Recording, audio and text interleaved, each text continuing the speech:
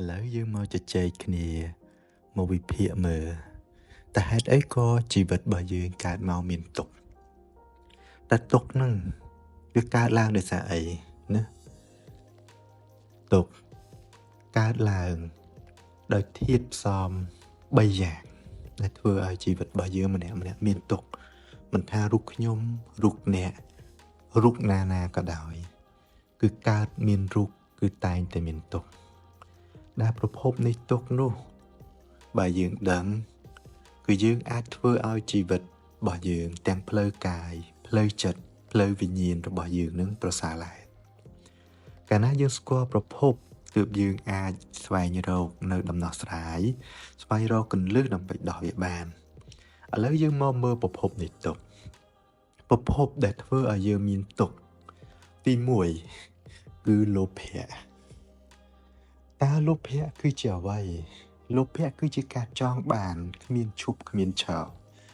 ចង់បាននៅរបស់ដែលមិនទៀងទាត់ព្រោះគ្រប់យ៉ាងនៅជុំវិញខ្លួនយើងនៅក្នុងខ្លួនយើងមិនថាសុខក្តីមិនថាទុក្ខក្តីមិនថាមានរូបក្តីមិនថាអត់រូបក្តីគឺសិតតែប្រែប្រួលមិនទៀងទាត់កាលណាយើងចង់បានវាយើងចង់បានកាន់តែខ្លាំងទុក្ខរបស់យើងក៏កាន់តែធំការឈឺចាប់ suffering របស់យើងក៏កាន់តែរីកក៏កាន់តែចម្រើនដូច្នេះដើម្បីធ្វើឲ្យយើងទុក្ខរបស់យើងស្រាលយើងត្រូវកាត់បន្ថយនៃការចងបានកាត់បន្ថយនៅលោភៈរបស់យើងកាលណាលោភៈរួមតូចទុក្ខរបស់យើងក៏នឹងរួមតូចដូចគ្នាប្រភពនៃទុក្ខទី2ដែលអ្នកទាំងអស់គ្នាគួរតែដឹងនោះគឺទោសៈតែទោសៈគឺជាអ្វីណាទោសៈគឺជាការប្រកាន់គឺជាការខឹងគឺជាការប្រមូលគឺជាការសន្សំណាកាលណាយើងសន្សំចិត្តសន្សំរបស់អ្វីមួយកាលណារបស់ទាំងអស់នោះវាមិនតាមចិត្តរបស់យើងវាមិនបានមកជារបស់ដែលសន្សំរបស់យើងវាមិនបានជារបស់ដែលមកតោងស្អិតជាមួយយើងនោះនឹងធ្វើឲ្យយើងមានទុក្ខនឹងធ្វើឲ្យយើងមានទុក្ខយើងសន្សំរបស់ដែលមិនគួរសន្សំយើងសន្សំរបស់ដែលមិនមែនជាអមតភាពយើងសន្សំរបស់ដែលប្រែប្រួលយើងសន្សំរបស់ដែលមិនទៀងទាត់នោះជីវិតរបស់យើងគឺពោរពេញទៅដោយទុក្ខយើងសន្សំសេចក្តីស្រឡាញ់យើងមានទោសៈជាមួយសេចក្តីស្រឡាញ់យើងសន្សំផ្ទះធំយើងមានទោសៈជាមួយនឹងផ្ទះធំយើងសន្សំគ្រប់បែបយ៉ាងធ្វើឲ្យយើងមានទុក្ខសន្សំទាំងវត្ថុសន្សំទាំងទ្រព្យសន្សំគ្រប់យ៉ាងគឺធ្វើឲ្យយើងមានទុក្ខទុក្ខព្រោះទ្រព្យទុក្ខព្រោះអត់ទ្រព្យយើងសន្សំមិនបានក៏យើងមានទុក្ខយើងសន្សំច្រើនក៏យើងមានទុក្ខ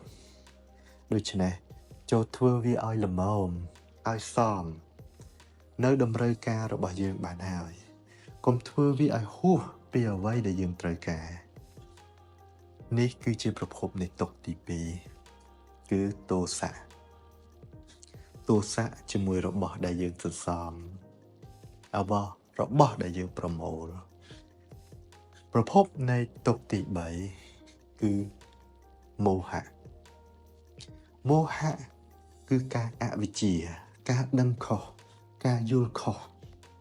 ការប្រកាន់ខុសការប្រកាន់ថាគ្រប់យ៉ាងទេការប្រកាន់ថាយើងអាចសន្សំអ្វីគ្រប់យ៉ាងការប្រកាន់ថាយើងមានអំណាចអស្ចារ្យការប្រកាន់ថាគ្រប់យ៉ាងសិតតែជារបស់យើងរាងកាយជារបស់យើងការប្រកាន់ថានេះជាគ្រួសាររបស់យើងនេះជាទ្រព្យសម្បត្តិរបស់យើងការប្រកាន់ទាំងឡាយគឺជាអវិជ្ជាពេលព្រោះអ្នកមិនមែនជាម្ចាស់អ្វីទាំងអស់អ្នកគ្មានអ្វីទាំងអស់ អ្នកគ្រាន់តែអាស្រ័យផលនៅក្នុងរូបអ្នកគ្រាន់តែអាស្រ័យផលនៅអ្វីគ្រប់យ៉ាងដែលនៅជុំវិញអ្នកប៉ុណ្ណោះបើអ្នកប្រកាន់នោះអ្នកនឹងកាន់តែបាត់បង់នៅពេលដែលអ្នកប្រកាន់នៅអវិជ្ជាប្រកាន់នៅការយល់ដឹងខុសនោះទុក្ខរបស់អ្នកក៏កាន់តែធំស្វែងរកវិជ្ជា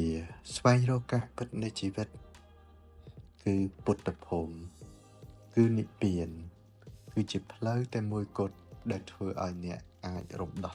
គ្រប់បែបយ៉ាង